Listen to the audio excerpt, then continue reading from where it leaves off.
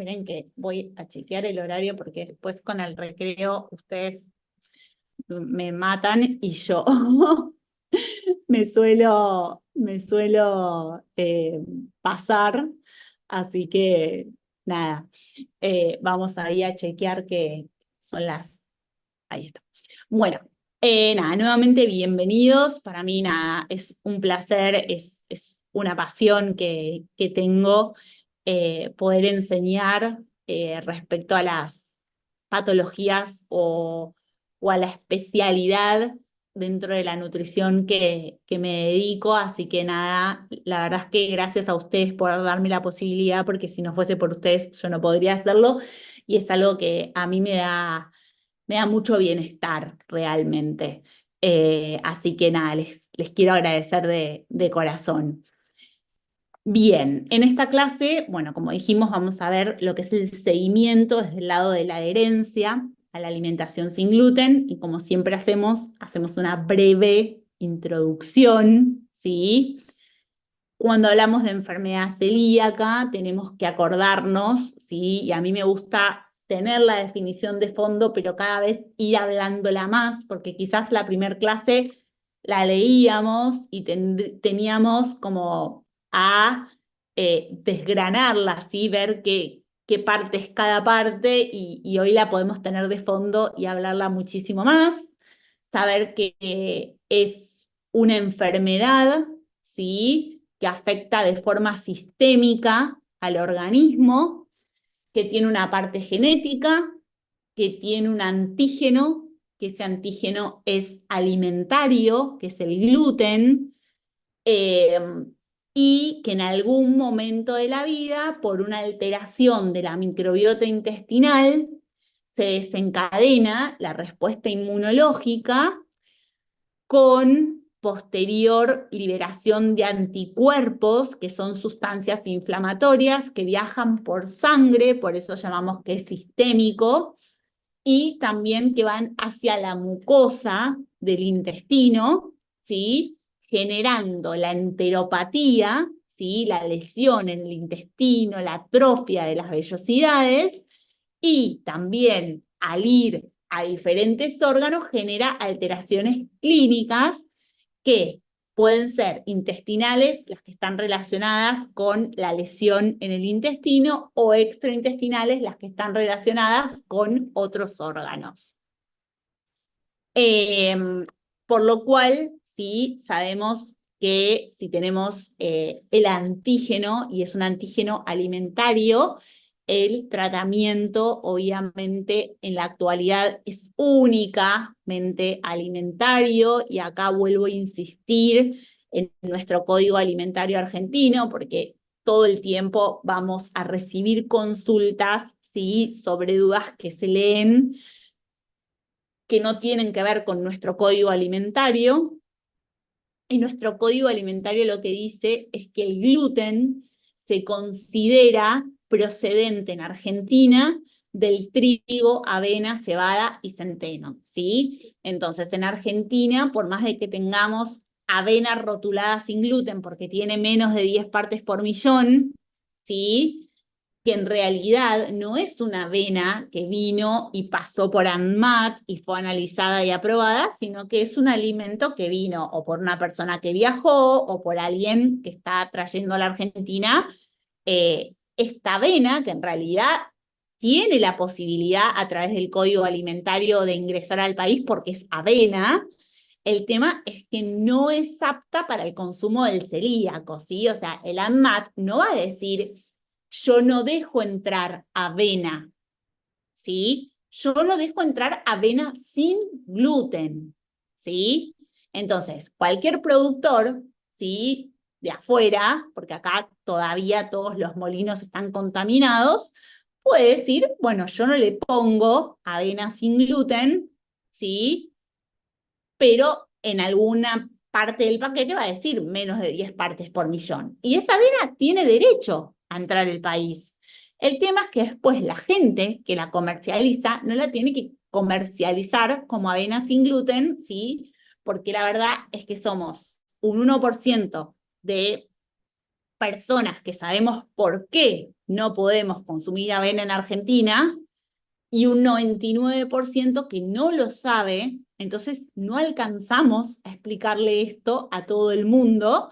¿Por qué? Porque un paciente que ve avena sin gluten, porque muchas veces entra la avena con menos de 10 partes por millón, y cuando uno la ve comercializada en alguna dietética o en algún lugar específico, le ponen encima del paquete un rotulado, ¿sí? O una etiqueta que dice avena sin gluten. Pero esto no lo vio ANMAT, lo hicieron en el mismo local, ¿sí? Entonces, bueno, más o menos me interesa como siempre de esta definición poder contarles algo bueno, porque esta definición es infinita, totalmente infinita, y bueno, esta historia de la avena es la historia de nunca acabar.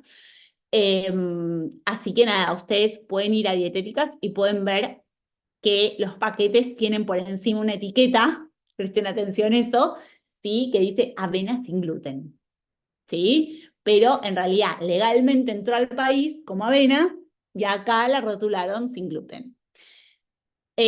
Nada, enseñarle al celíaco que lamentablemente nuestro código no permite el consumo de avena y que ese código, que es lo que nos van a preguntar, se va a modificar cuando haya un estudio, ¿sí?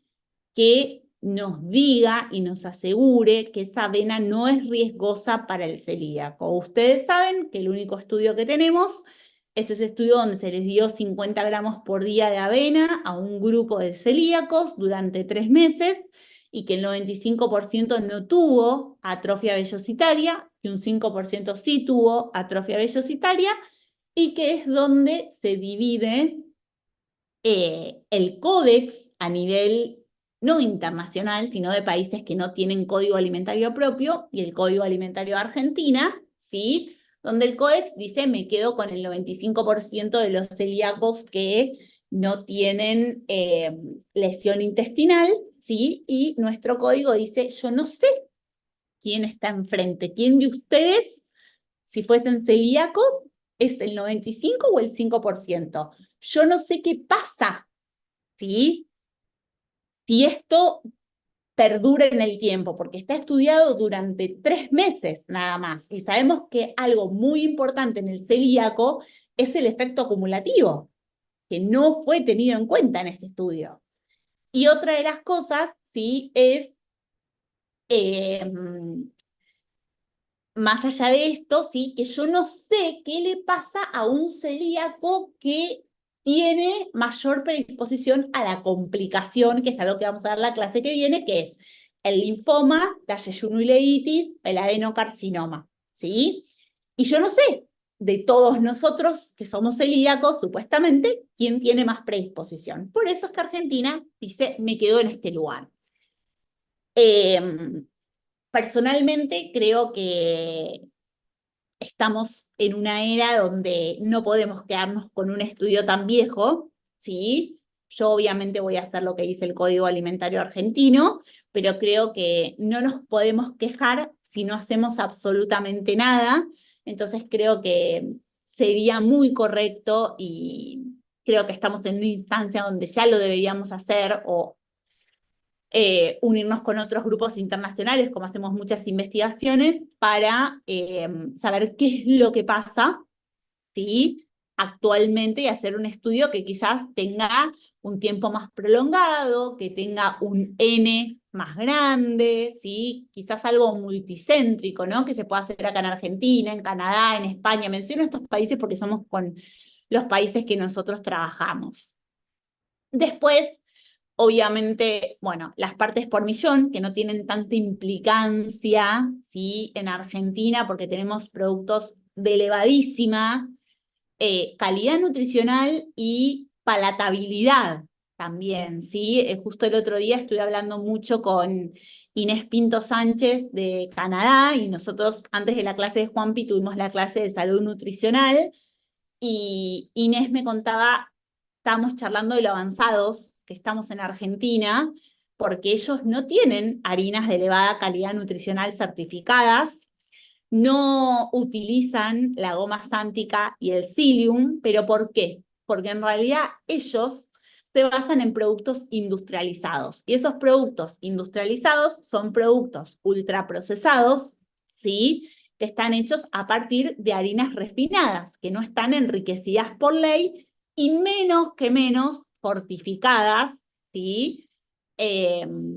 Por los productores de alimentos libres de gluten. O sea, que ellos, su alimentación depende de ir al supermercado y encontrar los productos listos para consumir.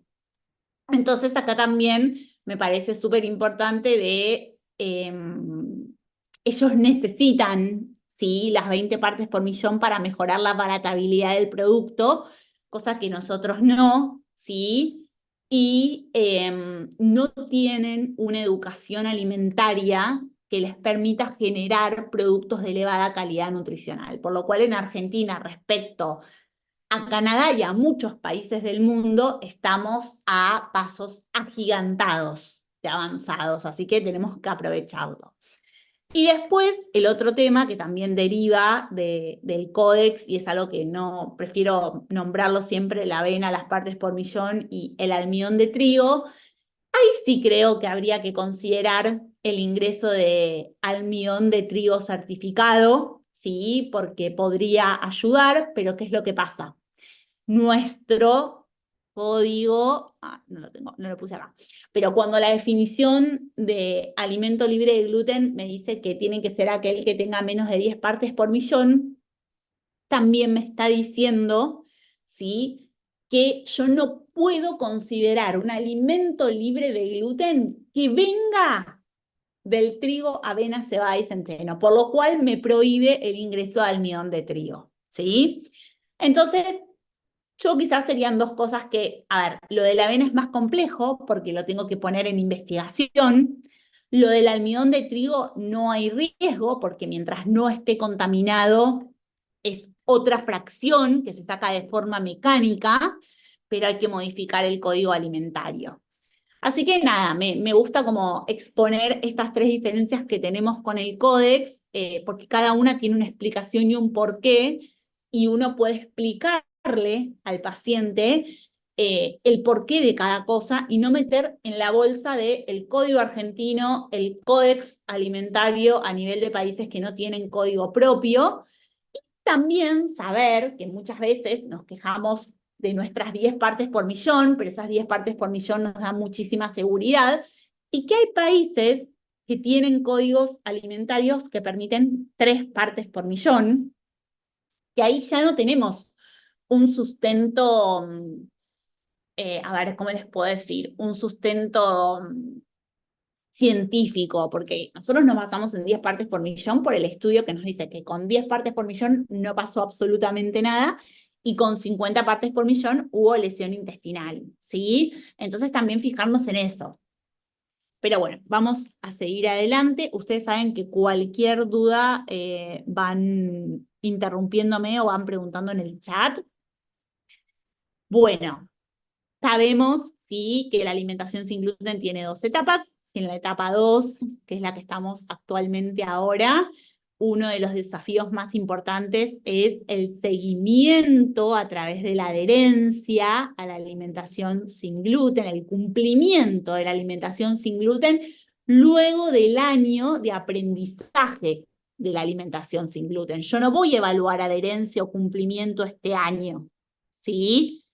Voy a seguir un camino para que vaya hacia el cumplimiento, ¿sí? Pero yo no me voy a poner a hacer todo lo que van a ver, ¿sí?, para evaluar si dentro del primer año es un cumplidor estricto o no, porque nunca vamos a encontrar un cumplidor estricto durante el primer año, o son pocos, por una cuestión de aprendizaje. Bien.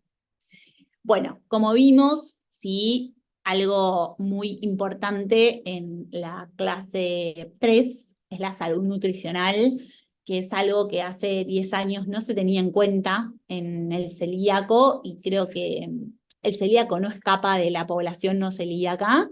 Creo que ahora somos todos muchos más conscientes de lo que tiene que ver con la salud nutricional, desde lo que tiene que ver con el estado nutricional de cada persona, que está relacionado totalmente con la calidad de la alimentación sin gluten. Y acá es donde les digo qué importante y qué bien estamos en Argentina desde el lado de la salud nutricional respecto a la calidad de la ingesta. ¿Dónde estamos mal? Estamos mal en el estado nutricional porque no tenemos educación alimentaria general, ¿sí?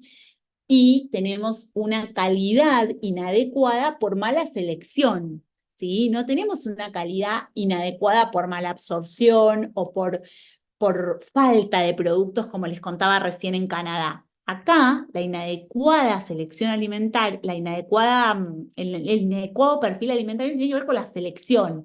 Y la selección no es culpa de la persona, es algo ya poblacional, ¿sí? Porque no tenemos lineamientos de alimentación saludable, porque esto también lo podemos ver en la encuesta de la ENIS, ¿sí? Donde en esa clase pudimos ver cómo estaban la disparidad del consumo de los grupos alimentarios y lo podemos ver, obviamente, en, en la, en, en la pandemia, ¿sí? De obesidad que estamos viviendo.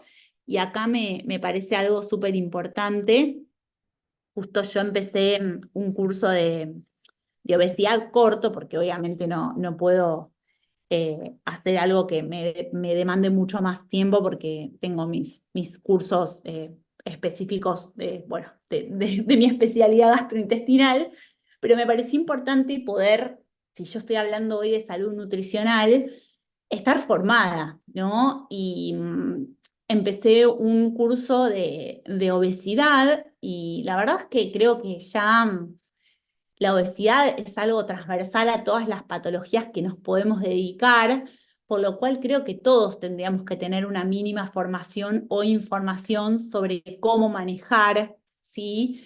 A los pacientes con exceso de peso. La verdad es que yo me sorprendí muchísimo, muchísimo, muchísimo con el manejo, ¿sí? Y la verdad es que en un momento dije, le pongo todo el amor del mundo, pero ¿cómo? Al no saber, hay palabras, hay formas, hay cosas que no estoy utilizando de la mejor manera, ¿sí?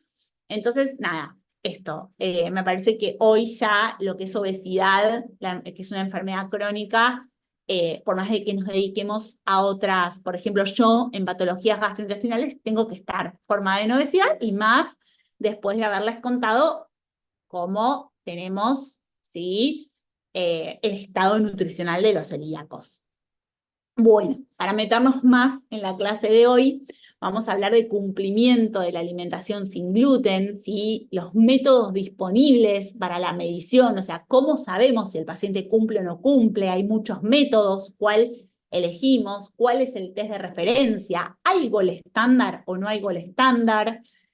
Y las barreras y los facilitadores, ¿sí? Que tienen que ver con los factores asociados a la adherencia, que tienen que ver con factores que me acercan más al cumplimiento o me alejan más del cumplimiento, ¿sí? Pero que no tienen que ver con que yo cumpla o no cumpla, ¿sí? Es como que son predisponentes, ¿sí?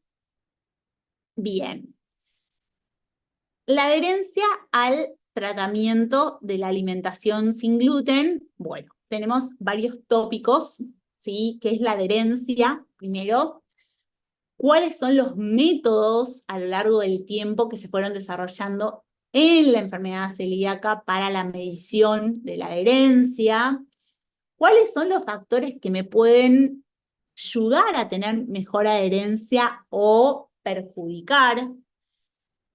O que me pueden impactar en la calidad de vida, porque quizás muchos pacientes tienen, no sé, un factor asociado a la herencia negativo, repito, el costo, ¿sí? Pero siguen cumpliendo la alimentación sin gluten, pero sigue afectando en la calidad de vida. Bueno, esto que sí lo vamos a ver la semana que viene, que es la enfermedad celíaca no respondedora y la enfermedad celíaca cumplidora, que son dos entidades totalmente diferentes, ¿sí? Que también hace 10 años no hablábamos de enfermedad celíaca no respondedora. ¿Y por qué la puse acá? Porque la enfermedad celíaca no respondedora, ¿sí? Se relaciona directamente con el consumo de gluten, advertido o inadvertido en una primera instancia y obviamente después tiene su larga historia, ¿sí? pero saber que es dependiente en un primer momento del ingreso de gluten a la alimentación del celíaco. Y después, obviamente, como vimos en la primera etapa de implementación, lo que es lo ideal y lo que es la realidad de una consulta, acá lo mismo, vamos a ir de la teoría a lo que realmente pasa en el consultorio. Bueno, respecto a la adherencia a la alimentación sin gluten, ¿sí? Primero vamos a ver qué es el término adherencia, cumplimiento. Es el grado de comportamiento de una persona, como por ejemplo tomar un medicamento, seguir un régimen alimentario, ejecutar cambios del modo de vida, asociado a recomendaciones de un prestador de asistencia sanitaria. Esto está regulado obviamente por la OMS, ¿sí? Pero fíjense que nosotros generalmente asociamos adherencia y la vemos muy ligada a lo que es alimentación sin gluten, pero también la adherencia está ligada a la toma, no sé, de un paciente con epilepsia a su medicación, de un hipertenso a su medicación y a sus cambios en el estilo de vida. Tiene que ver en absolutamente todo. Lo que pasa es que en el celíaco tenemos métodos para medir eso. En cambio, en, no sé, la medicación de un paciente con epilepsia, el tratamiento de un paciente hipertenso, tiene que ver más con un autorreporte de esa persona. Sí, tomo la medicación para evitar las convulsiones todos los días. Sí, tomo el antihipertensivo todos los días y aparte estoy haciendo actividad física y bueno, a lo sumo te puedo traer un registro alimentario, ¿sí? Para poder objetivizarlo más. Bueno, nosotros en la enfermedad celíaca tenemos métodos objetivos y subjetivos que en conjunto nos llevan a saber muchísimo de la adherencia del paciente. Bueno, la alimentación sin gluten en la actualidad es el único tratamiento para la enfermedad celíaca, como lo dijo Juan Pi la clase pasada. Hay muchos estudios en fases de investigación, como les contó él. Nosotros hicimos un estudio que atraviesa lo que es la luz del intestino. En la clase pasada les fue hablando de lo que pasaba de los fármacos en la luz, en la mucosa, en la submucosa y también habló de umbrales de tolerancia, ¿sí? También estamos por hacer un trabajo de investigación que tiene que ver con los umbrales de tolerancia, con general tolerancia mínima en el celíaco, pero bueno, todavía ni empezó a gestionarse, sí está el protocolo escrito, pero bueno, saber que hoy en la actualidad la alimentación sin gluten es el único tratamiento para la enfermedad celíaca. Y que la adherencia, el cumplimiento de esta alimentación sin gluten es el gran desafío del celíaco. Bueno, como les dije, la única terapia no es la alimentación sin gluten, es el cumplimiento de la alimentación sin gluten, que es totalmente diferente. En la primera etapa del tratamiento, nosotros vamos hacia la realización de una alimentación sin gluten, pero en la segunda etapa, que dura para toda la vida, vamos al cumplimiento de la alimentación sin gluten. Sin embargo, un número significativo de pacientes no puede mantener esa restricción de forma estricta. ¿Por qué? Porque hay un montón de factores que afectan al celíaco, ¿sí? Y que hace que por diferentes motivos no puedan mantener esa restricción constantemente. Y obviamente esto, ¿sí? Este número significativo de incumplidores es lo que nos lleva a tener que buscar, ¿sí? Un tratamiento, una estrategia alternativa como son los fármacos. ¿Por qué? Porque cuando yo hablo, esta frase tiene mucho detrás. Yo no estoy hablando de números significativos de pacientes que no mantienen la restricción por consumo voluntario. Estoy hablando de pacientes que no pueden mantener la restricción por consumo involuntario, ¿sí? Por un consumo inadvertido de gluten, ¿sí? ¿Por qué? Porque vivimos en sociedad y como ustedes saben, y a mí me encanta decir siempre, la enfermedad celíaca de inicio es un desafío clínico, pero en el seguimiento es un desafío totalmente social. Y social no tiene que ver con salir a comer afuera de mi casa. Social tiene que ver con la sociedad, con mi familia, el adentro de mi casa también. Entonces, hay un número significativo de pacientes que tiene ingesta de trazas de gluten en la alimentación. Las tasas, porque es lo más probable que ustedes me vayan a preguntar, ¿cuál es el porcentaje de adherencia de un celíaco? Bueno, las tasas de adherencia van a variar según el método que yo utilice para medirlo, ¿sí? No es lo mismo, ahora vamos a ver los métodos de medición, pero no es lo mismo. Hay uno que es el autorreporte, que es cuando yo le digo al celíaco, del 1 al 10, ¿qué puntaje te pones en el cumplimiento de la dieta? Y el celíaco me dice 10. Y después uso otro método, que no voy a spoilear, y me da que ese celíaco no sabía qué significaba la contaminación cruzada, no sabía que había que controlar las marcas, no sabía que un pedacito de sándwich de miga o sacarle el pan al sándwich de miga y comerle el jamón y el queso no le hacía nada. Entonces, va a depender con ese método que les conté recién y voy a estar más cerca del 91%.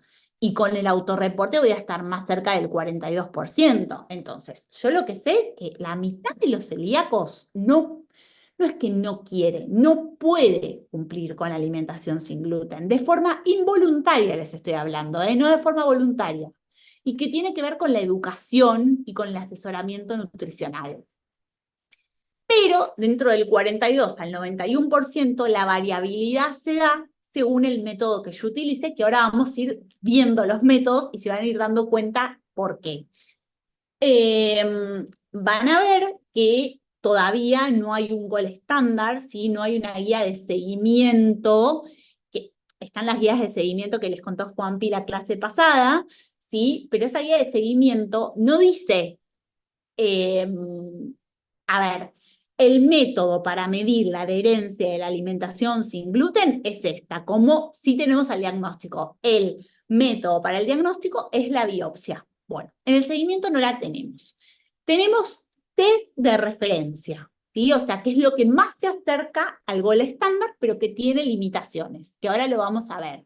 O sea que yo, para poder, ¿sí?, salir de esta gran variabilidad de 42 al 91, tengo que utilizar dentro de todos los métodos que yo les voy a contar, el que se considera a nivel internacional test de referencia, ¿sí? Que es la entrevista nutricional. Ahora, ¿es el gol estándar? No, porque tiene limitaciones. Por lo tanto, tenemos que seguir buscando el gol estándar.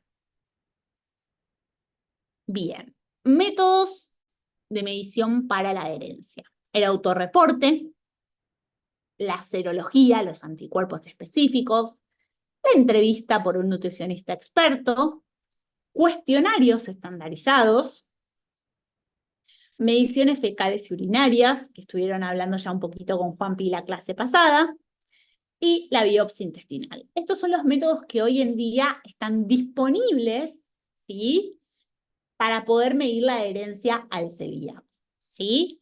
¿Tenemos dentro de estos un gol estándar? No. ¿Tenemos un método de referencia? Sí, es la entrevista nutricional. Pero como tiene limitaciones, la tenemos que usar dentro de un enfoque interdisciplinario que implica la evaluación clínica del gastroenterólogo, implica considerar los anticuerpos, considerar, no que los anticuerpos jueguen un rol principal, ¿sí? O sea que a la entrevista hay que sumarle esos dos puntos, porque no es un gol estándar, porque tiene limitaciones.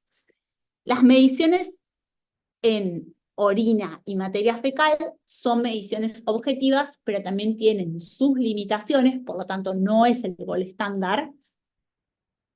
Pero a diferencia de la entrevista nutricional, nosotros no la tenemos disponible en Argentina, por lo cual no la podemos usar, solo la tenemos disponible para investigación. ¿Sí?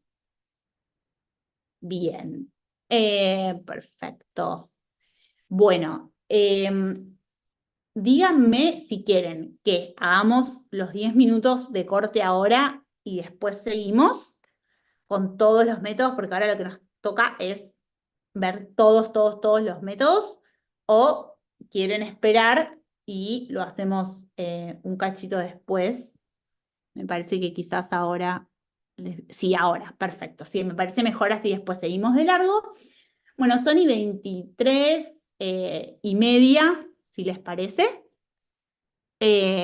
Así que nada, bueno, lo dejo acá y media nos conectamos, así pueden recargar el mate, ir al baño, que ya es verdad que estamos de las 10 que más allá de haber empezado hace 40 minutos, estamos desde antes con las preguntas.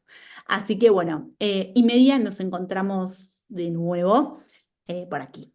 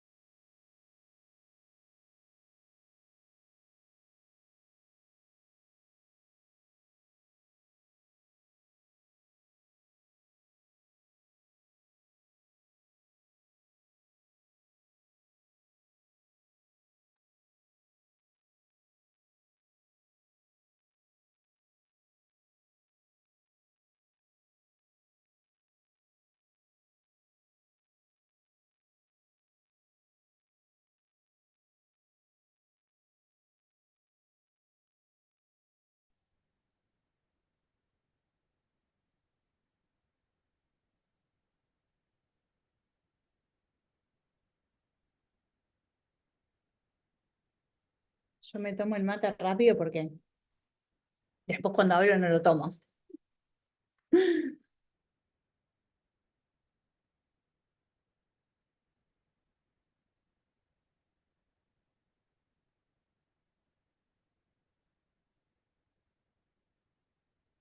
Avísenme cuando estén ya, que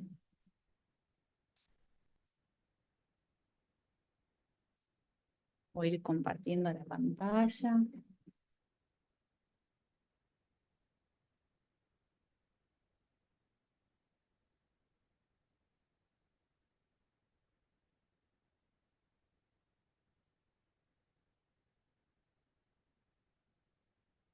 Ahí ya estamos.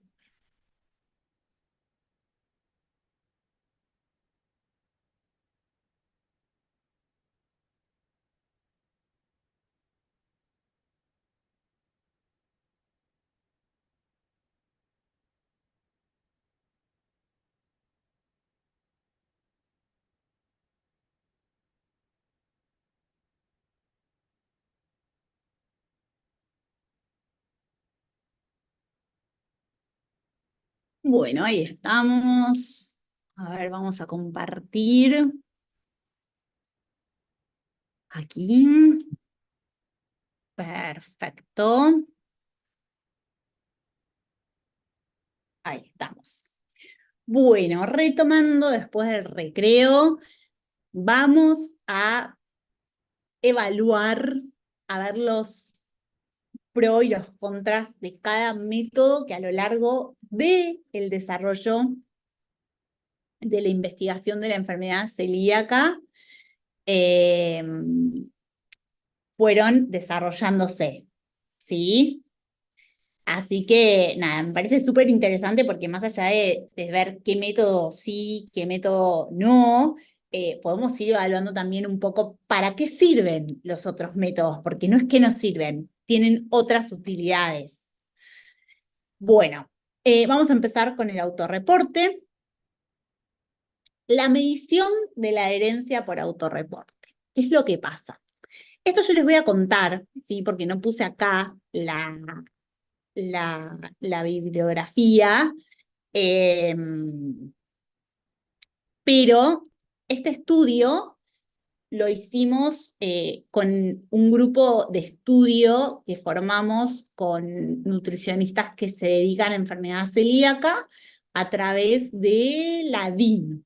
Lo hicimos a través de la DIN, donde evaluamos, yo después se los voy a pasar con la bibliografía, pero es muy lindo porque éramos, no me acuerdo cuántas Nutri, 5, y nos dividimos cada una por un tema. En ese momento, hace 3 años, 4, no existían todavía publicaciones que sean exactas sobre mediciones fecales y urinarias.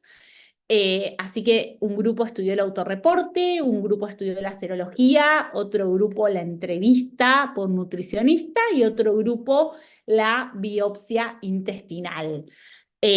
Así que todo lo que yo les voy a contar va a estar asociado, ¿sí?, a este estudio que después se los voy a compartir porque la verdad es que es muy bueno porque lo que tiene que ver con adherencia es local de cada país, ¿sí? No es lo mismo la adherencia acá que la adherencia en Estados Unidos, que la adherencia en México, que la adherencia en Brasil, porque por los factores asociados a la adherencia.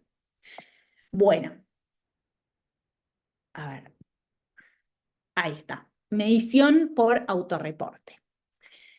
Si bien el autorreporte se utiliza para trabajos de calidad de vida y de identificación de factores asociados con la adherencia, presenta una baja correlación con la medición de la adherencia a la alimentación sin gluten debido a la subjetividad del método.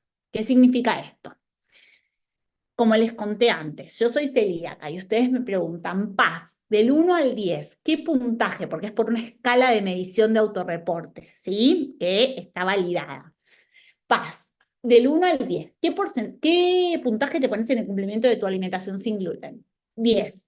Perfecto. Cumplo la dieta, no tengo ningún error.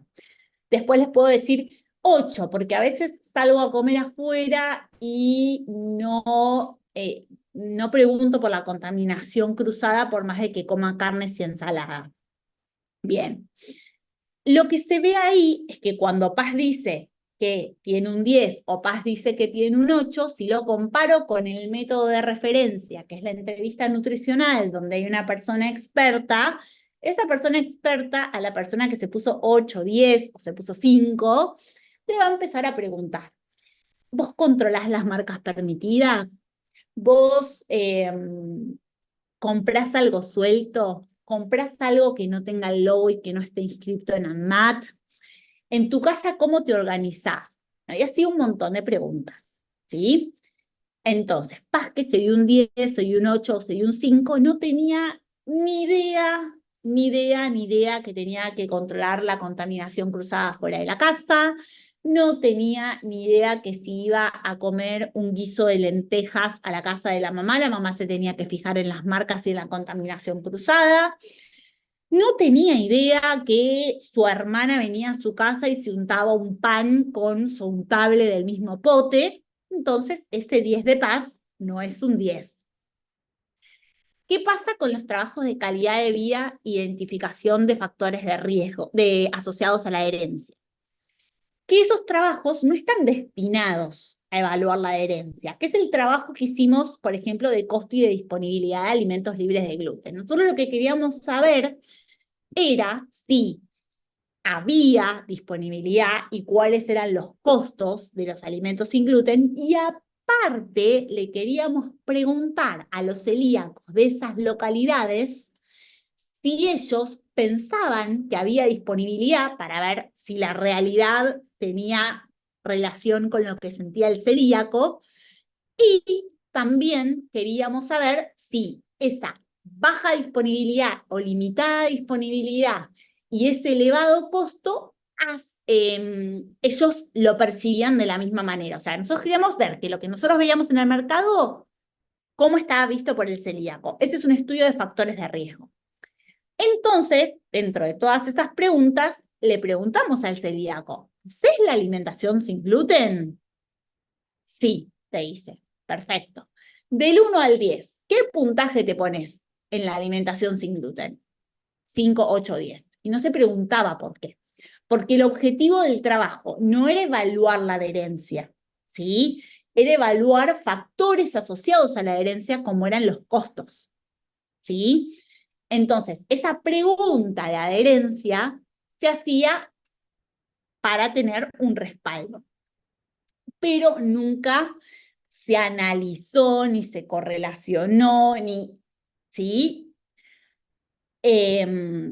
¿Y por qué también? Porque estos estudios de factores asociados a la herencia o de calidad de vida, donde yo le puedo dar a personas un cuestionario para que completen que existe un cuestionario de calidad de vida, ¿sí? También les voy a poner al final, ¿cumplís la alimentación sin gluten? ¿Hacés la alimentación sin gluten? Sí, no. Cuando la respuesta es sí, del 1 al 10, ¿qué puntaje te da? Piensen que estos estudios de calidad de vida y de factores de adherencia no son estudios como el que mencionó Juanpi el otro día de los chips, como el que yo les conté de la enzima para digerir el gluten, que son grupos más pequeños. Acá se evalúan miles de personas, ¿sí? Y obviamente que hacer el test de referencia, que es la entrevista por el nutricionista, sería espectacular, pero como el objetivo del estudio no es ese, no podemos ponernos a tardar 3 años más en hacer el estudio para medir la adherencia por un nutricionista. ¿Por qué? Porque los nutricionistas son limitados, ¿sí? Entonces, por eso es que se utiliza el autorreporte. O sea, el autorreporte no sirve para medir la adherencia a la dieta libre de gluten, pero se utiliza como un indicador en trabajos de investigación que impactan en gran parte de la población, o sea, tienen un N muy grande, y son estudios que se hacen para saber qué factores están asociados a la herencia o a la calidad de vida, ¿sí? Tienen otro objetivo. Bien, los anticuerpos. Los anticuerpos tienen un rol súper definido en el diagnóstico, son muy sensibles, muy específicos, o sea que si yo tengo un anticuerpo positivo en el diagnóstico, lo más probable es que la biopsia me dé positiva, salvo que sea un potencial, ¿sí? Y son de suma importancia durante el primer año de alimentación sin gluten. ¿Por qué? Porque durante el primer año de alimentación sin gluten, a mí me van a marcar una curva de descenso de los anticuerpos. Esa curva es muy importante. ¿Por qué? Porque yo empiezo con anticuerpos elevados y en el próximo control no se van a negativizar. Entonces, lo que yo miro durante el primer año de alimentación sin gluten es que esos anticuerpos siempre vayan bajando, ¿sí? Hasta que se negativicen. En la mayoría de los celíacos tarda un año, en otros que quizás entraron con niveles más bajos de anticuerpo tarda menos, en otros tarda más. Acá lo importante es que siempre siga bajando, que no haya una meseta, ¿sí? Pero se hicieron estudios de investigación donde se correlacionó el anticuerpo con la lesión histológica, ¿sí? Y fue controversial. ¿Qué significa esto?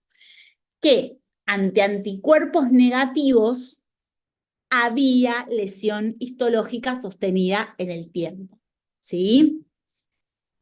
Entonces, se empezaron a preguntar por qué pasaba esto, ¿sí? Hasta que siguieron estudiando los anticuerpos y se dieron cuenta que los anticuerpos detectan, ¿sí?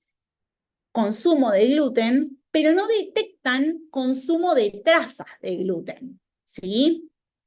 Entonces, yo puedo estar sin comer fuentes de trigo, avena, cebada y centeno, pero quizás no cuido la contaminación cruzada adentro ni fuera de mi casa, ni en la compra y demás, y los anticuerpos van a estar negativos. Entonces, ¿qué rol tiene la serología en el seguimiento? En el primer año, la curva de descenso.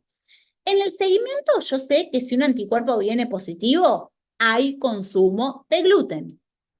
Pero que si en el seguimiento un anticuerpo viene negativo, yo no sé si hay consumo de trazas o no.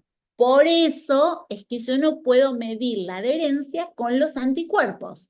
Entonces, como les dije, el test de referencia es la entrevista nutricional, que tiene limitaciones que ahora la vamos a ver. Por eso, en la actualidad, hasta que no haya un gol estándar, lo que hacemos es considerar el análisis clínico, que tiene que ver con la sintomatología del paciente, con un laboratorio general, los anticuerpos y la entrevista. Si en los anticuerpos ya los tenemos positivos, la entrevista es mucho más fácil porque uno ya la va a encarar desde otro lugar, desde el lugar, bueno, ¿qué pasa que están los anticuerpos positivos? ¿Sí? ¿Qué pensás que te está pasando? ¿Qué no estás controlando? O sea, uno ya va desde el lugar, acá hay gluten. Ahora, el médico evalúa al paciente, no tiene síntomas, el laboratorio da perfecto, los anticuerpos dan negativos, la entrevista nutricional. Y ahí es donde juega un principal rol el experto. ¿Por qué? Porque es ahí donde la entrevista es muy minuciosa y es ahí donde quizás yo voy y le digo a Juanpi, mira, le digo, clínicamente está perfecto, el laboratorio general está perfecto, los anticuerpos están perfectos, le digo, pero fíjate, le digo, es una familia de 2 adultos y 2 nenes de 12 años. Le digo, no están controlando la contaminación cruzada en los untables, porque los chicos entran a la heladera y no tienen los padres el control cuando están trabajando. Le digo, no está controlando la pasta dental y lava las legumbres y no las compra envasadas con logo, o las compra envasadas pero sin logo. Listo. Esas tres cosas no hacen una elevación de los anticuerpos, pero sí hacen, cuando ahora veamos la entrevista nutricional, que se desencadene la respuesta inmunológica con lesión intestinal. Entonces, ese paciente es un paciente incumplidor por trazas desde la entrevista nutricional con anticuerpos negativos. ¿Sí? Bien, acá les traje algunos trabajos de investigación. En realidad les traje un trabajo de investigación, pero lo dividí en varias partes de nuestro grupo. Es de hace muchísimos años. Imagínense que por los autores, miren, les voy a contar. El doctor Fabio Nachman fue el que hizo el trabajo y hace 15 años que ya está en Favaloro. Pau Andrenacci era la nutricionista que estaba y ya hace 13 años que se fue del hospital y se dedica a la parte de hígado. Y Inés Pinto Sánchez también, 13, 15 años que está en Canadá investigando. No quiere decir que este trabajo pierda valor por ser hace 15 años, sino que les quiero mostrar que este trabajo es un trabajo que cuando uno va a los congresos internacionales de enfermedad celíaca o a los congresos internacionales de gastroenterología y se habla de anticuerpos o se habla de enfermedad celíaca, es un trabajo que todos lo usan para mencionarlo. O sea, fíjense cómo hay, según el trabajo de investigación, ¿sí? Hay trabajos que, por ejemplo, los chips. Los chips son así hoy. Dentro de 5 años no vamos a poder referirnos a este trabajo de chip que les mostró Juanpi el otro día. Los anticuerpos están estabilizados. Entonces yo los voy a poder usar siempre, este trabajo. Y fue un trabajo con una metodología tan específica, tan buena metodología, que lo que quiere decir esto es que yo empiezo a evaluar errores en la metodología para decir, este trabajo no, como les explicó Juanpi el otro día, es un trabajo tan bueno en metodología, ¿sí? Que se sigue usando a lo largo del tiempo. Eso es espectacular. Entonces, un estudio prospectivo que lo que quisieron mostrar, hicieron porque yo entré, no sé, 5 años después, no me acuerdo de cuándo es este trabajo, pero después se los paso igual. No le puse acá la fecha. Bueno, lo que quisieron mostrar ellos, ¿sí? Es cómo bajaban los anticuerpos dentro del primer año de dieta libre de gluten. O sea, quisieron demostrar esto que yo les estoy contando ahora. ¿Sí? Esto que yo les estoy contando ahora viene de acá, no viene de que lo digo yo, nada lo digo yo. Entonces, fue un estudio prospectivo que muestra la cinética es el movimiento de los anticuerpos a través de la disminución durante el primer año de dieta. Entonces, fíjense, acá la raya que es continua, ¿sí? Marca a los que eran considerados, o sea, el gol estándar, el test de referencia que se usaba era la entrevista nutricional. Entonces, se comparaba todo con la entrevista nutricional. Adherente o no adherente tiene que ver con la entrevista nutricional. Entonces, la raya que es continua me muestra que la nutricionista, que en este caso era Andrea y Pau, habían dicho cumple a través de la entrevista nutricional que ahora la vamos a ver. Y el no adherente, que puede ser por trazas o por fuentes, es el que está con la línea punteada. Fíjense cómo durante el primer año de alimentación libre de gluten, la transglutaminasa IgA y el DGP IgA bajaron en ambos casos, en los que cumplían y en los que no cumplían. ¿Por qué? Porque el que no cumplía no era que no hacía la dieta libre de gluten, era que tenía ingesta ocasional de fuentes o de trazas, ¿sí? O continua de trazas. Entonces, si yo vengo de un consumo diario de gluten, obviamente que van a bajar los anticuerpos, ¿sí? Porque va a haber diferencia, por más de que yo una vez por semana como una media luna, ¿sí?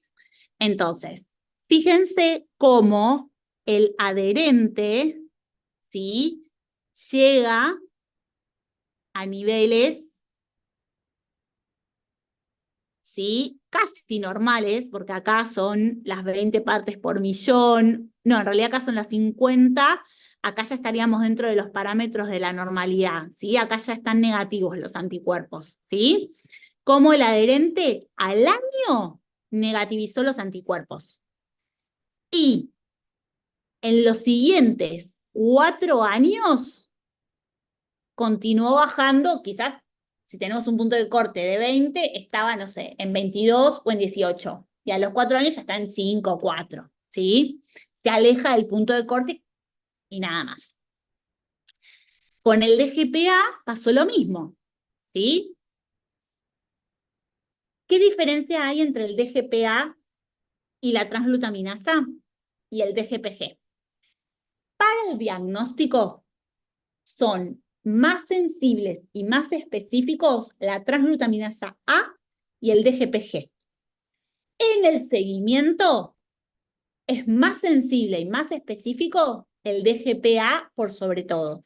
Entonces, siempre voy a pedir la transglutaminasa, pero ahora no la voy a acompañar del DGPG, la voy a acompañar del DGPA, ¿sí?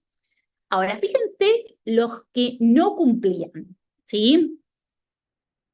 En el primer año tuvieron descenso de anticuerpos porque sacaron gran fuente de su consumo de gluten, ¿sí? Pero, ay, esperen, pero no llegan a negativizar, no bajan, ¿sí? Acá sí, a los 10 o 20, según se consideran. En el hospital siempre fueron 20 y en esa época eran 20, ¿sí? Que implica esta rayita.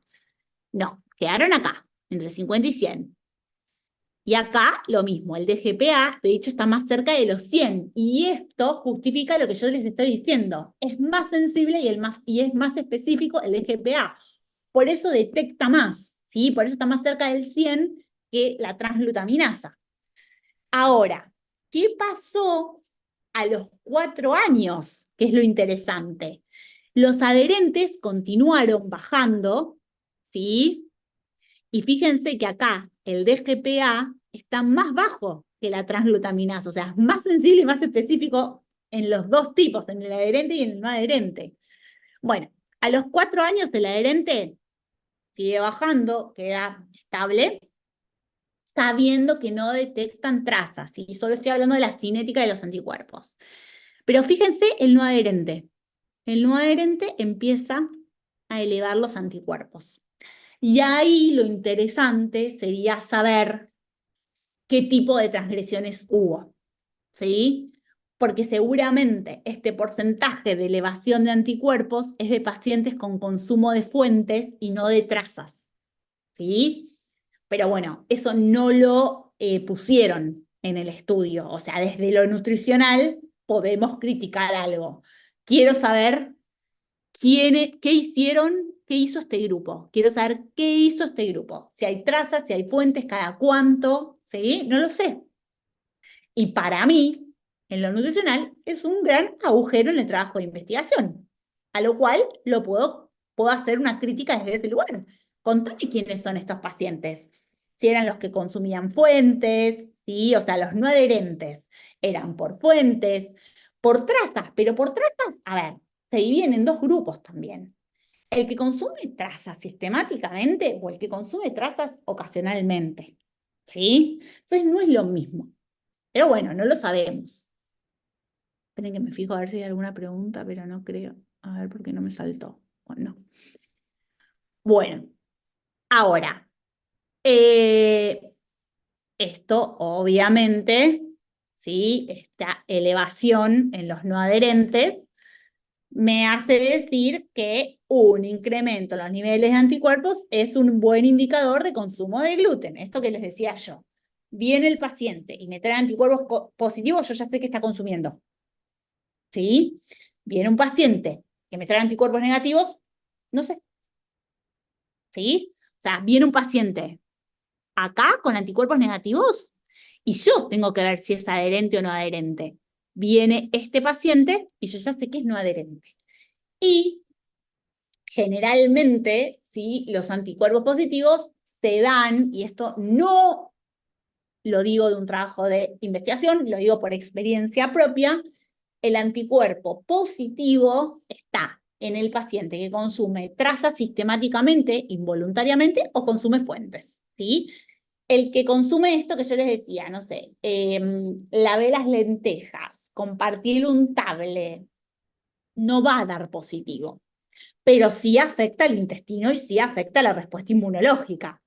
Por eso la importancia de la entrevista nutricional. Bien.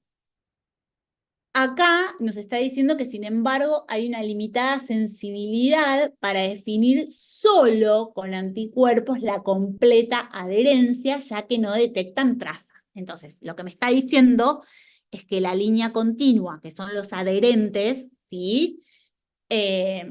Supónganse esto, que son los adherentes, ¿sí? Si no me lo está diciendo la entrevista nutricional, yo no sé quiénes son estos y quiénes son estos. ¿Entienden? Acá me está diciendo la entrevista nutricional que hay trazas de gluten. ¿Sí?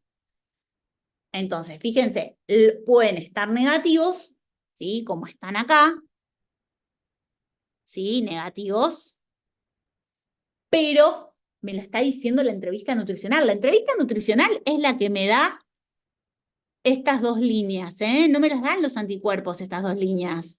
Los anticuerpos me dan el descenso y después veo que una rama va para arriba y otra rama va para abajo. La entrevista me dice por qué van para arriba y por qué van para abajo. ¿Entienden? Esto se los dividí de este estudio de investigación para que sepan que no es algo, ¿sí?, que lo decimos por decir, sino que en un estudio se pudieron sacar. Ya. No sé qué le pasa a mi computadora, que estoy lenta. Que se pudieron sacar 3 resultados, ¿sí? Que bajan los anticuerpos durante el primer año en el que es cumplidor y en el que no es cumplidor, ¿sí? Que se negativiza, que un incremento en los niveles de anticuerpos indican un consumo de gluten, y que solo con anticuerpos no puedo decir si cumple o no cumple porque no detectan trazas. Que es todo. Bueno, está lenta la computadora hoy, no sé qué le pasa. Que es todo lo que les conté en esto. Bien, biopsia. ¿Qué pasa con la biopsia? La biopsia es el método de referencia, está mal en realidad, es el gold estándar, ¿sí?, para el diagnóstico. Y es capaz de detectar trazas de gluten, ¿sí? Pero, ¿qué pasa? La histología mínimo lleva 12 meses para mostrar cambios. Como les dijo Juanpi, los cambios pueden suceder en 8 años o incluso esos pacientes pueden persistir con lesión en la mucosa, pero no está activa la respuesta inmunológica, que es lo más importante. Y segundo, sí, que es lo más importante, saber que la lesión del celíaco es en parches. Entonces, cuando yo eliminé, ¿sí?, o sea, cuando yo pasé de mi dieta con gluten a una dieta sin gluten, no importa si la cumplo estricta o parcialmente, el descenso de gluten es muchísimo. Y eso hace que la lesión, que era continua en el duodeno y en los primeros 100 centímetros de desayuno, se empiece a parchear. Y hace que yo ya no pueda ver macroscópicamente lo que se veía en el diagnóstico, que era el peinado y el mosaico. O sea, que yo macroscópicamente entro en el diagnóstico y yo veo cómo está ese intestino, pincho para confirmar. Ahora yo entro y no veo, ¿sí?, porque ya hay eliminación de gluten. Entonces voy a pinchar donde están indicadas las 4 biopsias de duodeno y las 2 de bulbo, que tienen que ver con, en la segunda porción de duodeno, con las agujas del reloj. 12, 6, 9, bueno, 12, 3, 6 y 9. Soy mala para los números. Y quizás entre el 6 y el 3, ¿sí?, está la lesión. Y es un paciente que yo le hago la entrevista Supónganse que en el punto 3, donde yo pincho, todavía no hay recuperación. Y yo le hice la entrevista y es un paciente hipercumplidor. El paciente va a venir desesperado, porque ya no va a querer comer absolutamente nada en ningún lado, no va a querer salir de la casa porque no puede ser que haga la dieta estricta y esté pasando esto. Eso es lo que a mí más me preocupa cuando hacen biopsia en el seguimiento, que me transformen a un paciente cumplidor en un paciente hipervigilante, que ahora van a ver que la clase que viene van a ver que la hipervigilancia es una de las complicaciones de la enfermedad celíaca, que los celíacos se dividen en dos grupos, en el que tiene perfil incumplidor, que de hecho creo que es más fácil de tratar, y en los que tienen la hipervigilancia. La hipervigilancia es un término que es más nuevo. Antes solo mirábamos a los que tenían una tendencia a no cumplir, pero ¿qué pasa? Como empezamos a mirar más la calidad de vida del celíaco, nos dimos cuenta que había un grupo que tenía hipervigilancia en su alimentación sin gluten y eso afectaba en la calidad de vida. Entonces, ¿qué le digo yo a este paciente? Y me ha pasado en el consultorio, porque hay un montón de gastroenterólogos que no son especialistas en enfermedad celíaca y por equivocación mandan a hacer la biopsia, o hay muchos gastroenterólogos que son endoscopistas y que quieren facturar y mandan a hacer la biopsia. Entonces, mi complicación es cuando viene el cumplidor con biopsia positiva, porque puede transformarse en un hipervigilante y afectar su calidad de vida. Ahora, viene un incumplidor por entrevista nutricional con la biopsia perfecta. Qué difícil es explicarle también que hay respuesta inmunológica más allá de que en ese pedacito de intestino no haya lesión. ¿Me entienden? Y somos nosotros, los nutricionistas, los que estamos en esa posición de explicar. Y como ustedes saben, ¿sí? Y espero que esto con el tiempo vaya cambiando, la palabra del médico en el paciente tiene un impacto muy importante. Entonces, ¿cómo nosotros, ¿sí? Tenemos que luchar para que esos dos tipos de pacientes entiendan? Uno, que está haciendo las cosas bien, que no se preocupe porque es así, que no se ponga hipervigilante. Y el otro, que no está haciendo las cosas bien, que el intestino en esa partecita está sano, pero que hay respuesta inmunológica, ¿sí?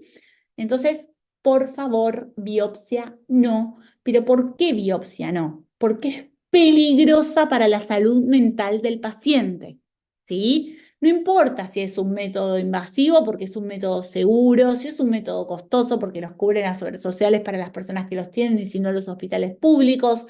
Todo eso no importa, ¿sí? Importa la salud mental de los pacientes. Bien, como acá les contaba, nada, nosotros sabemos que la lesión típica del celíaco es esta, y a medida que se recupera, todo esto se va parcheando. Entonces digo, bueno, en un cumplidor tomo biopsia acá en la hora 12 y hay lesión. En un incumplidor tomo en la hora 8, no, en la hora, porque no se toman, solo se toman en estas 4 horas. En la hora 3 o 9 y no hay lesión. Ah, chicos, es un problema. Realmente es un gran problema para la salud mental del celíaco. Bien, ¿alguna duda hasta acá? Creo que no preguntaron. Por ahora no. Bueno, vamos a ir a lo que es la entrevista nutricional. A ver acá. Perfecto. Bueno, la entrevista nutricional es el método práctico de referencia. Como les dije, vamos a ver, tiene limitaciones, por eso no podemos decir que es el gol estándar. La entrevista tiene que ser estandarizada, ¿sí? Estandarizada y realizada por un experto, ¿sí? No es, hola, ¿cómo estás? ¿Cumplís o no cumplís con la dieta? Hola, ¿controlás las marcas o no? Hola, ¿controlás la contaminación cruzada? No, eso no es una entrevista estandarizada, esas son preguntas. ¿Y por qué podemos decir que es el método de referencia? Porque demostró una excelente correlación a través de un estudio de investigación, ¿sí? Eh, con la recuperación intestinal, ¿sí? Con los cambios histológicos. Y es un método no invasivo, y yo acá, esto lo puse porque es lo que dice la bibliografía, dice accesible. Para mí no es un método accesible. Y ahora van a ver por qué y ustedes van a poder sacar sus propias conclusiones. Para mí no es accesible este método. Bien. La entrevista nutricional estandarizada, ¿qué es? No son esas preguntas que yo les dije recién. Es un análisis en profundidad, ¿sí? De la alimentación del celíaco, donde se realiza una frecuencia alimentaria de consumo adaptada que tiene una longitud de 9 hojas, ¿sí? Es la frecuencia que está obviamente validada, la frecuencia de consumo, pero está adaptada a la población celíaca. Si me preguntan si está adaptada y validada, no. Nosotros usamos la frecuencia de consumo alimentaria validada y la adaptamos. O sea, cada profesional experto la adapta, pero para adaptarla tienes que ser experto en enfermedad celíaca, que ahora vamos a ver qué es. Un recordatorio alimentario retrospectivo de las últimas 48 horas, ¿sí? Que no se hace anotadito, ¿sí? Se hace en la consulta nutricional recordando y preguntando uno marcas, cómo lo hizo, esto, lo otro, ¿sí? O sea, ¿por qué? Porque ahí vemos la espontaneidad del celíaco, ¿sí? ¿Por qué? Porque ahí es donde me voy a dar cuenta, ¿y qué jugo usaste ayer? Tal. Y ese no estaba en el listado, y acá no me dijo que lo usaba. Entonces son métodos complementarios.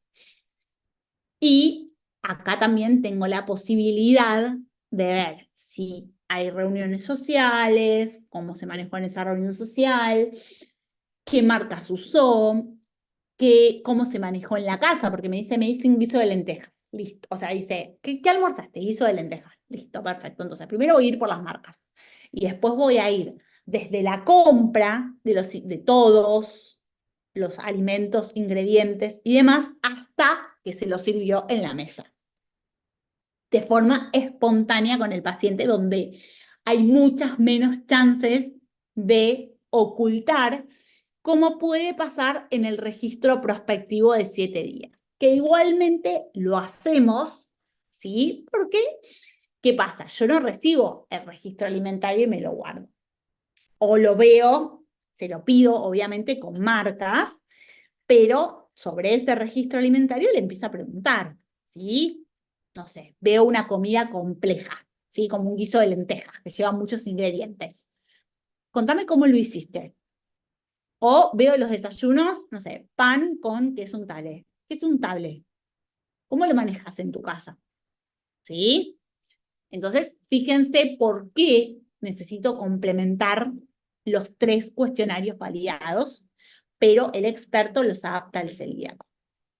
Una de las cosas importantes que tiene la entrevista nutricional es que es una herramienta que me permite evaluar los últimos 6 meses, porque yo con la frecuencia de consumo evalúo los últimos 6 meses de alimentación sin gluten, o sea, el presente y el pasado, y cuando yo veo los errores que hay acá, ya tengo herramientas para trabajar el futuro.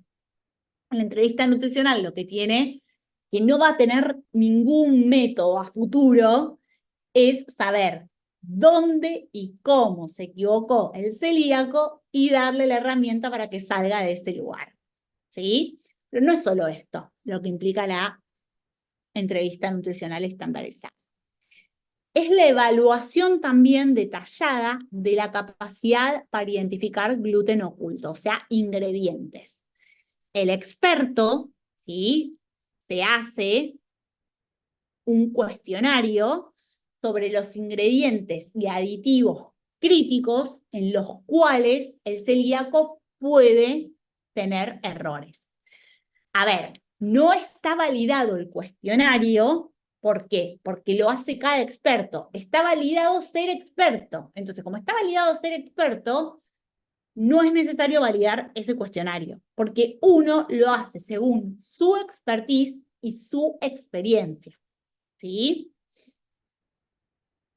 Y después, también, como tercer punto, está la identificación de los puntos críticos de contaminación cruzada. Y acá es donde lo llevamos en la entrevista nutricional. Fíjense que ya haciendo todo esto, el paciente está tan expuesto, tan mareado, que es difícil ya que pueda sostener o pueda ocultar. Porque todo esto lleva 90 minutos, o sea, hace 90 minutos que el paciente me está escuchando así, y me está contestando sí, no, y yo, como experto, como está la definición de experto, lo llevo de un lugar a otro, de un lugar a otro, de un lugar a otro. Yo no hago todo, porque si no, tengo la posibilidad de que él siga su estructura. No, yo como experto tengo que tener la capacidad de recolectar toda esta información de forma aleatoria. ¿Entienden? Entonces, es un plus más. Bueno, identificación de puntos críticos de contaminación cruzada. Yo le voy a preguntar al celíaco, esto es una investigación, no es una entrevista, esto es una investigación privada. Voy a ver desde la compra hasta que sirvió en la mesa absolutamente todo. Porque yo sé en cada etapa, en la etapa de compra, en la etapa de almacenamiento, en la etapa de preparación, en la etapa de servido, en la etapa de comensal, ¿cuáles son los puntos críticos? Eso te lo da la expertise. O sea, hay un montón de cosas que ustedes acá pueden. 90 minutos lleva la entrevista aproximadamente. Entonces, fíjense que está todo esto. Obviamente todo esto está bajado a un papel que son como 10 hojas y que, como yo les digo, yo no voy en orden, voy yendo y viniendo, pero porque también se va dando la conversación de esa manera, entonces yo voy completando a medida que se va dando la conversación. Y dejo quizás para lo último preguntas específicas que no están contempladas acá, que tienen que ver con mi expertise, con que yo sé dónde, por la población en donde vivimos y por lo que pasa, y por el conocimiento, eh, pueden haber fallas. Entonces tengo una hoja como de últimas preguntas que son personales, ¿sí? Por eso digo que esta entrevista nutricional estandarizada es confeccionada por un experto. Esto lo hice yo. Si ustedes van a otro país, y son pocos los nutricionistas expertos en el mundo, quizás para otra nutricionista de otro país, ¿sí? Con que le traigan solo el registro alimentario de las 48 horas, ya está. A lo cual yo no estoy de acuerdo porque se me escapan un montón de cosas. Entonces, cuando yo me pongo a leer un trabajo de investigación sobre seguimiento de alimentación sin gluten, lo primero que hago es ver la metodología. ¿Cómo midieron la adherencia? ¿La midieron por anticuerpos? Los resultados no me van a servir. ¿La midieron por biopsia? Los resultados no me van a servir. ¿La enviaron por entrevista por nutricionista? Perfecto, listo. Es obligatorio, a ver, no los obligan, chicos, realmente, a decir cómo está hecha la entrevista. Nosotros en todos nuestros trabajos de investigación ponemos esto, ¿sí? Pero, sí, en muchos trabajos de investigación ponen entrevista con el nutricionista experto. ¿Qué hizo? No lo sé, porque es subjetivo. Esa es una limitación. En otras ponen recordatorio alimentario de 48 horas. Está, a mí el resultado no me sirve, porque, o sea, una aguja en un pajar. están analizando, ¿sí? Entonces, esto es personal, no está escrito en ningún lado, como me dice Juanpi. Lo tenés que publicar, lo tenés que publicar, lo tenés que publicar. ¿Tiene razón? Sí, tiene razón. ¿Es complejo en el día a día? Sí, porque uno va al hospital, hace la parte asistencial, hace docencia, hace investigación, hace consultorio y un montón de cosas más dentro de lo que es el trabajo, el día a día, y pocos médicos, ¿sí? Tienen la humildad de Juanpi para darnos un lugar para decir, che, Paz, publica esto, dale, no te quedes ahí.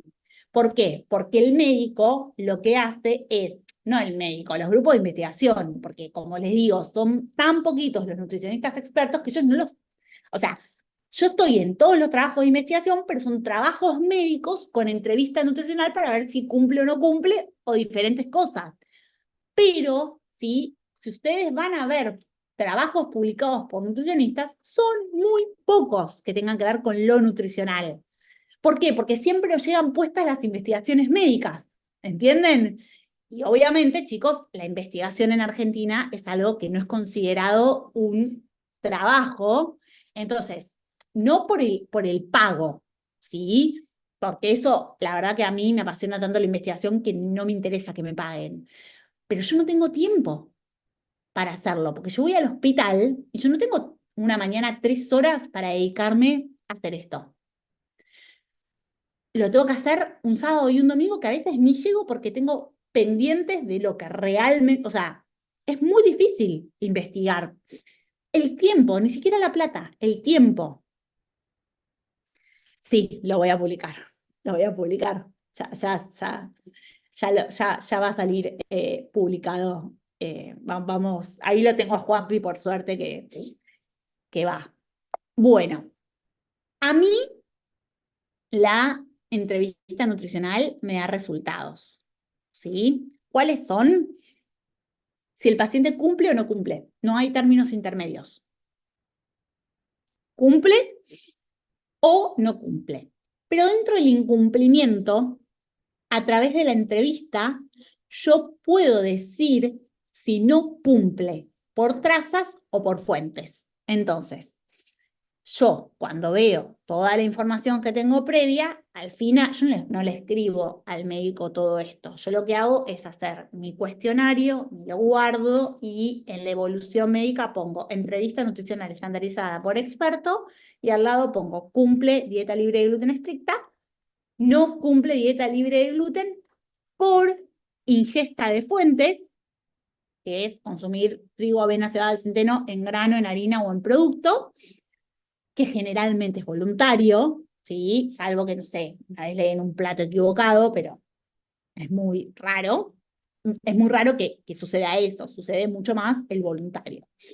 O por ingesta de trazas, entonces incumple por ingesta de trazas de gluten.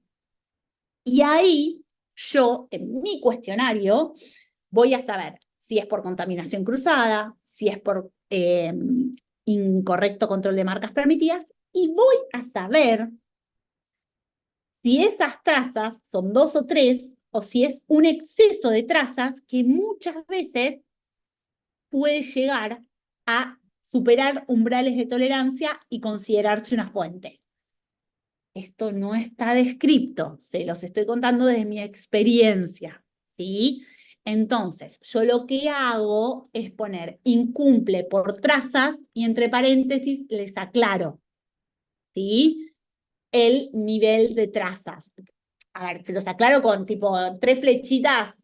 Cuando veo que hay mucha traza, les pongo 3 flechitas para arriba y trazas. No más que eso, ¿sí? Ellos ya me entienden, pero bueno, chicos, trabajamos en equipo así. Si no, le pongo trazas. Y y si tienen alguna duda me la preguntan, o si no, si es para un trabajo de investigación, ahí sí ya pongo el porqué de las trazas o después, bueno, se va analizando todo. Generalmente las trazas es por desconocimiento o por equivocación. Bueno, este es el estudio que hizo Carolina Ciacci, es una médica, gastroenteróloga, especialista en enfermedad celíaca, pero además es una persona que sabe mucho, mucho, mucho, mucho de nutrición, y ella hizo un trabajo de investigación donde comparaba la biopsia, comparaba los anticuerpos, comparaba la entrevista nutricional y vio que había una excelente correlación entre la evaluación por el dietista experto y la recuperación histológica a través de enteroscopía y múltiples tomas de biopsia. ¿Por qué? Porque ustedes me podrían decir, ay, Paz, pero antes me dijiste que la biopsia podías pinchar. Bueno, ella usó otro método. Ella utilizó la enteroscopía. La enteroscopía es anterógrada por boca y retrógrado por ano. Entonces llega a medir, ¿sí?, más de los 100 centímetros de yeyuno, ¿sí?, y desde el ilion para arriba, o sea, mide todo. Y la visión, ¿sí?, es mucho más específica y se toman biopsias escalonadas. ¿Qué significan biopsias escalonadas? No se toman en las horas del reloj, se toman por minuto del reloj, o sea, biopsia, biopsia, por eso es que podemos decir esto. Si fuese por una biopsia normal, me dirían, Paz, me estás diciendo algo que me acabas de decir lo contrario. Bien, ¿cuáles son las limitaciones? Y esto es súper importante. La entrevista dura mínimo 90 minutos. Los, hay que ser nutricionista experto y la disponibilidad es muy limitada, porque ahora lo van a ver en la definición. Y hay una variabilidad interobservador, ¿sí? Yo no voy a ver lo mismo que la nutricionista que está en México y que su entrevista es otra y que su interpretación es otra, ¿sí? Así que no deja de ser un método subjetivo. Si bien yo dentro del grupo soy considerada objetiva, yo no puedo replicar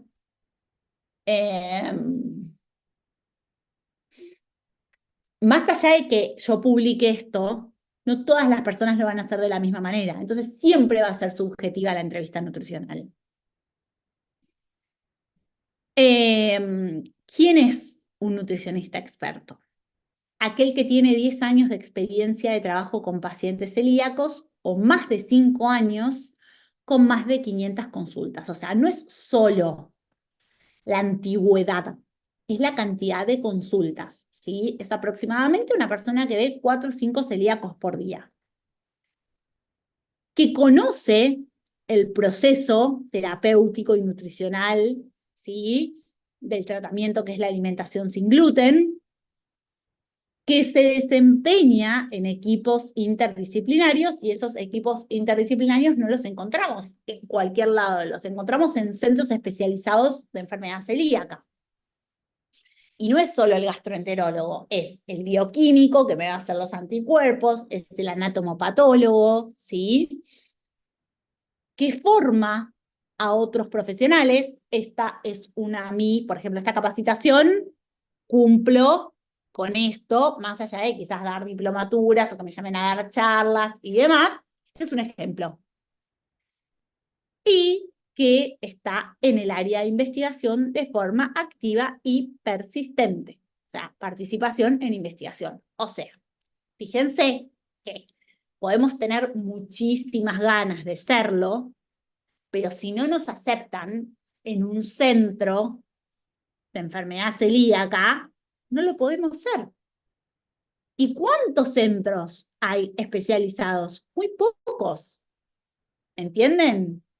Entonces, no es culpa nuestra, ¿sí? Es culpa del sistema. Por eso es un test de referencia y no puede ser un gol estándar. Sí, obvio que lo pueden hacer. No, no es que uno tiene que ser experto para poder, no te excluye. Lo que pasa es que obviamente para una investigación te va a excluir, o para un paciente que quizás le haces la entrevista pero sigue sintomático, sigue mal, y ahí sí te va a excluir. Para el que anda bien está perfecto, ¿sí? Y la verdad es que yo soy, o sea, yo la verdad que me encantaría que esto se multiplique y que todos tengamos la capacidad de evaluar a un celíaco. Creo que publicando lo que me dijo Juanpi, estamos más cerca, ¿sí? Porque es un método realizado por alguien experto que se puede replicar, porque obviamente daríamos muchísimos más detalles. Eh,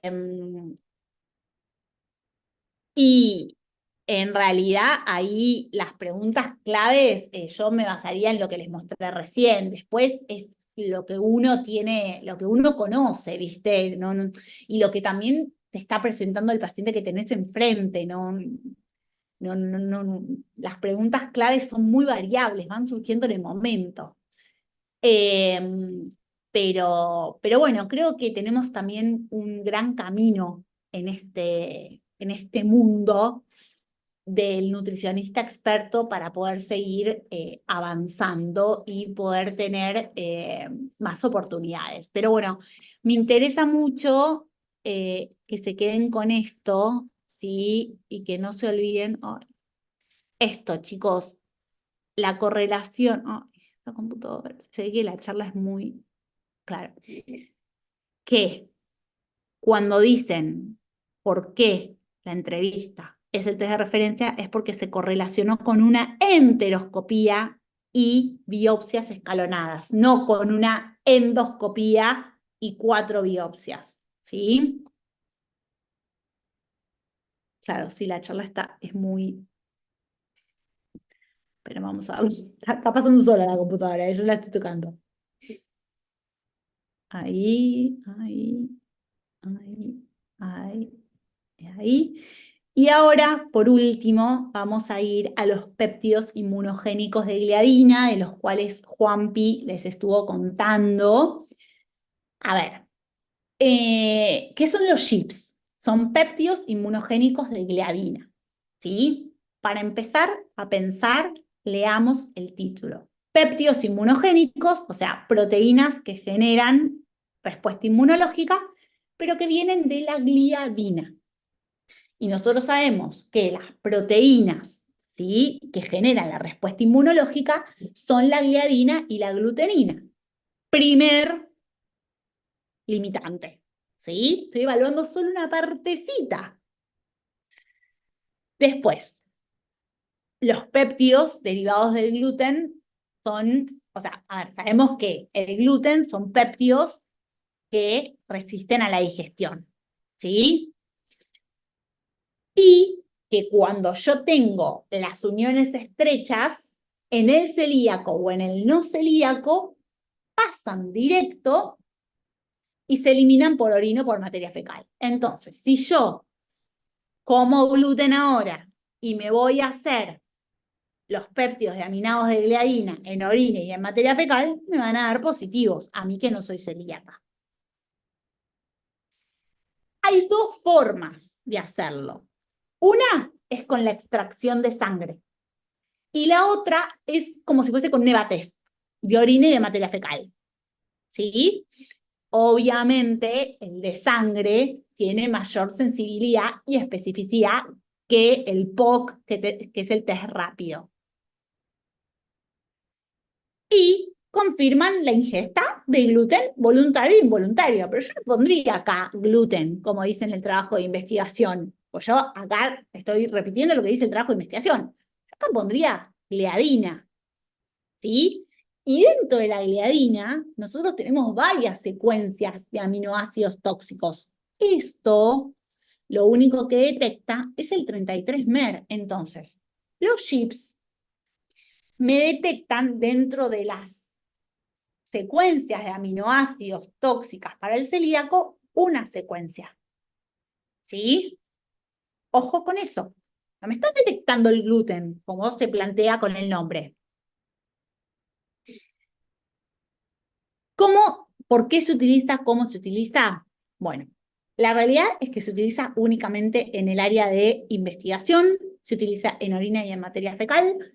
Como les dijo Juanpi, la materia fecal, cuando yo me la mido hoy, me mide el consumo de 5 días posteriores y la orina son 24 horas posteriores ay, perdón, posteriores no, anteriores.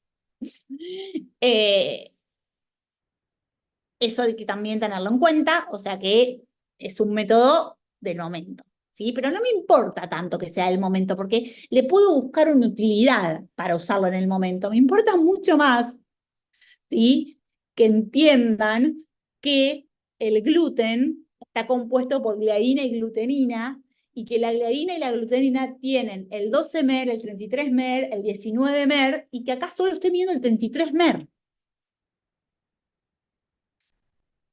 Bien, acá les traje el estudio que hicimos, que les contó Juanpi el otro día, donde hicimos la medición del SHIP por orina y por materia fecal durante 4 semanas, ¿sí?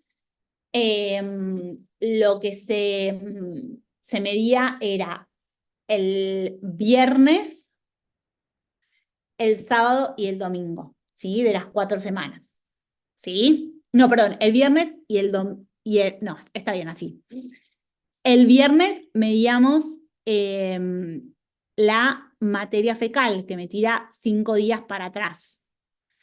Y el domingo medíamos materia fecal, que me tira 5 días para atrás, y orina, que me tira 24, o sea que solo me medía el sábado. Lo hicimos durante 4 semanas, ¿sí? Y lo que se observó es que 89% de los pacientes excretaron gluten, excretaron el 33 mer, sí, vamos a hablar con propiedad, al menos una vez en la semana. O sea, no es que lo excretaron todas las semanas, sino que lo excretaron una vez por semana, o 2 veces por semana, o 3 veces por semana. Acá les dije algo mal, ¿sí?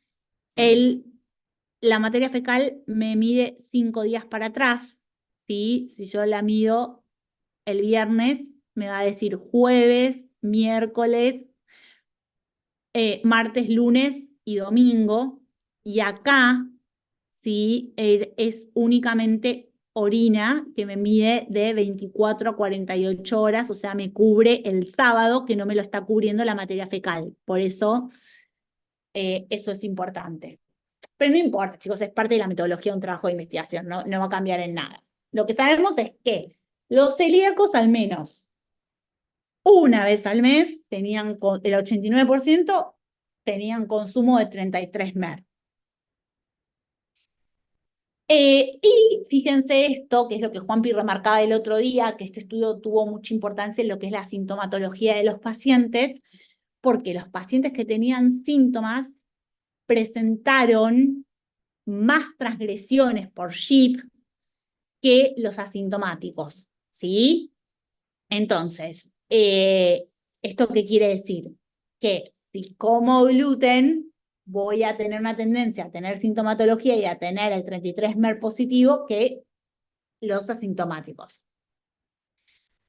Estas cosas, estos resultados extras que no están dentro de los objetivos, ¿sí? De los estudios, nos muestran info extra, ¿sí? Yo no puedo ir a decir, el sintomático tiene mayor probabilidad de dar SHIP positivo. No, ¿sí? Me está mostrando como dato secundario. Para decir eso tengo que hacer un trabajo de investigación de solo esto. Les explico por qué hay que saber leer los trabajos de investigación, como les dijo Juanpi el otro día. Y los trabajos de investigación, yo que estoy dentro de la investigación, les puedo decir que están muy manipulados por los que, o sea, uno lo hace de una manera y se escribe de la manera más acorde. Por eso, sí, no tengo que leer los resultados, porque en los resultados me voy a encontrar la manera más acorde. Lean la metodología, que es donde van a decir si esos resultados tienen una tendencia, ¿sí? Bueno, acá se pudo ver, ¿sí? Que el 33 mer tiene buena correlación con el DGPA. ¿Esto qué significa? Que me apoya más la teoría que les conté anteriormente de los anticuerpos, que el DGPA es el correcto para el seguimiento y el más específico. No me está diciendo nada nuevo este resultado, ¿sí? Pero está bueno mostrar que un estudio que se hizo en el 2020 me está diciendo lo mismo que un estudio que se hizo hace 15 años atrás sobre el DGPA. Entonces, fíjense cómo tienen que leer los estudios. O sea, yo acá no le doy valor al DGPA por este estudio. Yo acá le doy valor al DGPA por este estudio, pero también por el estudio que tengo hace 15 años. O sea, sigo sosteniendo lo mismo. Bien. Y algo que nos dio excelente y que por eso Juanpi me insiste tanto en que publique la entrevista nutricional es que hubo una excelente correlación, ¿sí?, entre la excreción en orina y materia fecal con el análisis del nutricionista. ¿Qué significa esto? Sabemos, no importa que sea solo el 33 MER, que mida 5 días, porque los días estaban cubiertos, o sea que estaba medida toda la semana. Pero lo que se vio es que cuando había excreción en orina o en materia fecal, la entrevista nutricional daba positiva. Yo, que hice la entrevista nutricional, no tenía idea, porque es a ciegas, yo no podía saber quién le daba positivo y quién le daba negativo. Ellos a mí no me daban la base de datos. Mi base de datos era mía, ¿sí? Yo tenía mi base de datos o sea, tenía todos los papeles con todos los detalles, y lo pasaba a una base de datos donde decían, ellos me pasaban nada más el número y el nombre del paciente. Y yo completaba, cumple o no cumple por trazas o por fuentes. Yo solo hacía el 0 o el 1 ahí, ¿sí? Y se los pasaba a ellos. Y al final del estudio, ¿sí?, es donde yo pude ver la base de datos completa. Yo no tenía esa base de datos, ¿sí? Porque si no, obviamente, no corresponde. Entonces, lo que quise esto es que cuando excretaban por materia fecal u orina, yo decía sí excretan. Incluso muchas veces no excretaban por orina y por materia fecal y yo decía hay consumo de gluten. ¿Y por qué? Porque este 33 MER, este GIP, este gluten, como lo quieran llamar, es positivo a partir de las 50 partes por millón, ¿sí? Entonces, es más específico que los anticuerpos, pero tampoco creamos que es el gol estándar, ¿sí? Entonces, nada, me pareció mostrarles este trabajo en forma de cuento para que vean las cosas positivas y las cosas que cuando uno lee el título de este trabajo, cree otra cosa de la que estamos desarrollando acá, ¿no? Exposición real en pacientes celíacos, sí. En dieta libre de gluten, sí. Por la gliadina, y yo ahí lo hubiese puesto por el 33 MER, si quiero ser más papista que el papa. Y en la metodología igual está lo de las 50 partes por millón. Pero nada, eso, lean la metodología, porque todo esto está desarrollado en la metodología, no es que no está. Habla del 33 MER, habla de las 50 partes por millón, habla de absolutamente todo. Entonces, lean las metodologías. Lo primero que tienen que leer, ¿vieron que vamos a leer un trabajo y lo que miramos es la conclusión? No. Lo primero que tengo que leer es el objetivo y la metodología. Si correlacionan, me leo el trabajo. Si no, no. Bien, son -1/4, por lo cual vamos a tener que... ahí está. Vamos a tener que dejar los factores asociados a la adherencia y la hipervigilancia, que mi idea era darlo hoy para la clase que viene, obviamente, pero no se preocupen que igual lo que yo les quería dar de sensibilidad y de intolerancia lo vamos a dar. Quédense tranquilos, yo prefiero ir despacio y quizás grabarles una clase si no quieren estar presentes o demás, con eso que les dije, pero bueno, dejamos para la próxima los factores asociados a la adherencia, que vamos a ver. vamos a ver la hipervigilancia, vamos a ver lo que es la enfermedad celíaca no respondedora, y dentro de la enfermedad celíaca no respondedora hay un gran rol del SIBO, y vamos a ver la enfermedad celíaca complicada, ¿sí?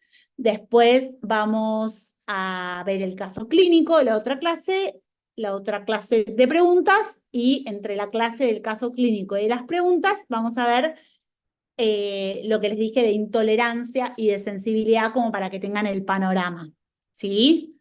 Pero bueno, eh, procesen, lean, es mucho dato, mucho trabajo de investigación, pero bueno, lo vale. Y bueno, para concluir, hoy cómo medimos la adherencia desde un enfoque interdisciplinario, con la evaluación clínica, con un laboratorio general, con los anticuerpos, pero define la entrevista nutricional, ¿sí? Así que bueno, les deseo que tengan muy buen fin de semana. Seguramente que para la clase que viene van a tener un montón de dudas, porque esta clase lo amerita. Así que nada, tranquilas. eh, es normal, y si no llegan con las dudas a la clase que viene, siempre recuerden que tenemos la última clase que es completa, completa, completa de dudas, y que también tenemos una clase completa de un caso clínico donde surgen un montón de dudas. O sea que hay dos espacios, dos clases de dudas muy importantes, así que eh, traten de quedarse tranquilas también con eso. No es que la última oportunidad es la clase que viene antes de empezar con las dudas. Bueno, si no hay ninguna, que creo que no hay porque quedamos medio todas quemadas, les mando un beso, que tengan buen fin de semana, y les estamos enviando la clase, ¿sí? Bueno, nos vemos el próximo finde con estos temas que están espectaculares por ver. Les mando un beso grande y mil, mil gracias por todo, de verdad. Un beso grande.